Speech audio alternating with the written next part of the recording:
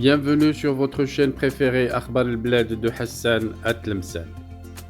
La crise entre l'Algérie et la France, encore une fois, c'est le Maroc qui est responsable. Dans cette affaire de Amira Bouraoui, le régime d'Alger impute encore une fois au Mekhzen la détérioration de ses relations avec la France.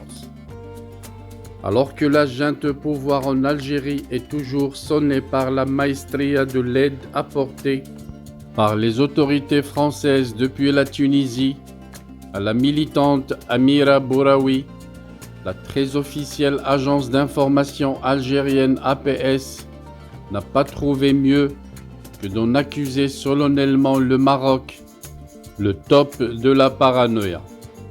On aura rarement lu un aussi grand condensé de paranoïa et de fabulation dans si peu de mots, réagissant au véritable coup de maître opéré par les services français qui ont brillamment exfiltré le lundi 6 février 2023 depuis la Tunisie la journaliste franco-algérienne Amira Bouraoui, objet d'une interdiction de quitter le territoire algérien.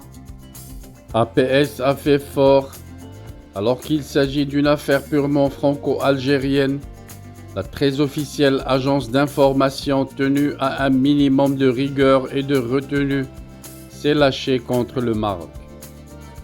Dans une courte dépêche publiée jeudi 9 février, l'APS aligne coup sur coup insulte à l'égard d'Amira Bouraoui, qui n'est ni journaliste ni militante, et qui n'est rien du tout, et accusations contre l'Ekhbarji français et naturellement contre le Maroc, et pour cause, certains responsables au niveau de la DGSE, la Direction Générale de la Sécurité Extérieure en France, du Quai d'Orsay, et certains conseillers franco-algériens ne cachent pas leur amour et leur vénération pour le Mekhzen, sont derrière cette affaire, écrit l'APS, ceci alors que le royaume n'est concerné ni de près ni de loin par une affaire ayant au moins le mérite de montrer au monde la fragilité d'un régime que même la Tunisie n'hésite pas à trahir.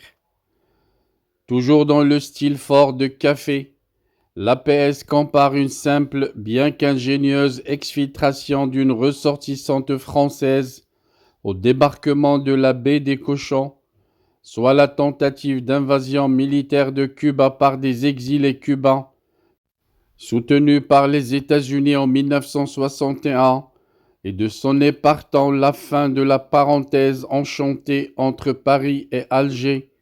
Il est désolant que tout ce qui a été construit entre les présidents Tebboune et Macron pour ouvrir une nouvelle page entre les deux pays tombe en ruine. Et la rupture ne semble pas loin, lit-on.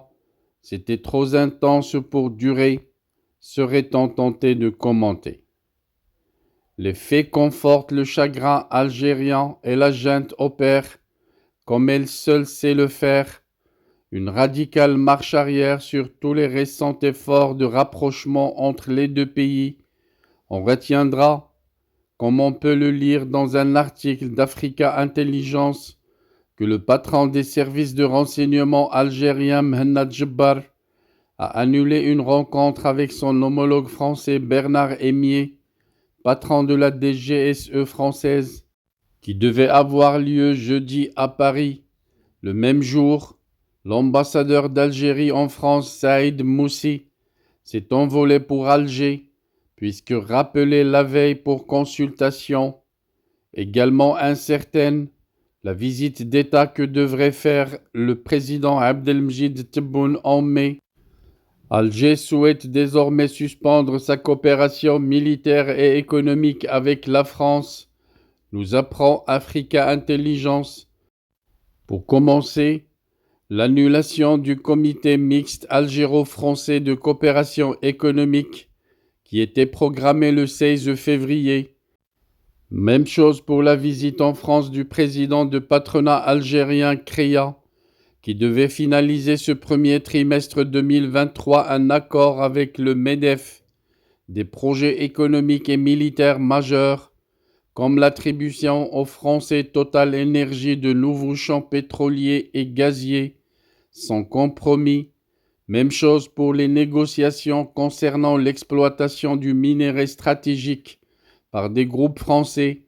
Autant dire, le château de cartes de l'idylle nouvelle entre Paris et Alger n'a pas tenu longtemps. Ainsi va l'Algérie, dirigée par une bande de caporaux qui ont ruiné l'Algérie depuis que la France les a désignés pour diriger le pays en 1962.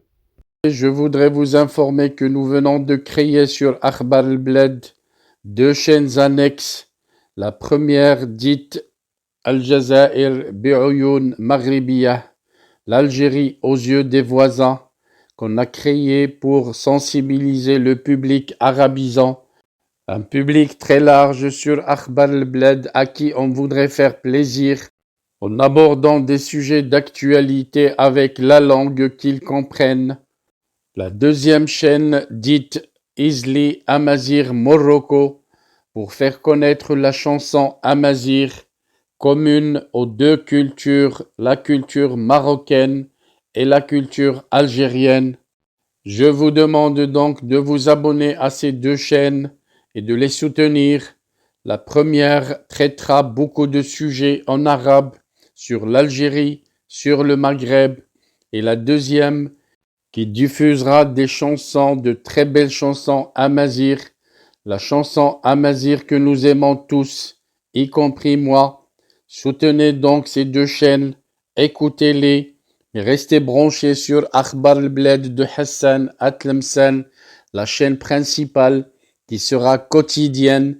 Les 2 autres chaînes peut-être ne seront pas animées de la même cadence, mais vous y trouverez chacun, en ce qui le concerne, des sujets qui vous intéressent. Restez donc fidèles à Akhbar al-Bled de Hassan à Tlemcen. N'oubliez pas de vous abonner à Algérie aux yeux des voisins, Al-Jazair bi'Oyoun Maghribiyah, mais aussi abonnez-vous à Izli Amazir Morocco. Nous y serons avec vous sur les 3 chaînes, Inch'Allah.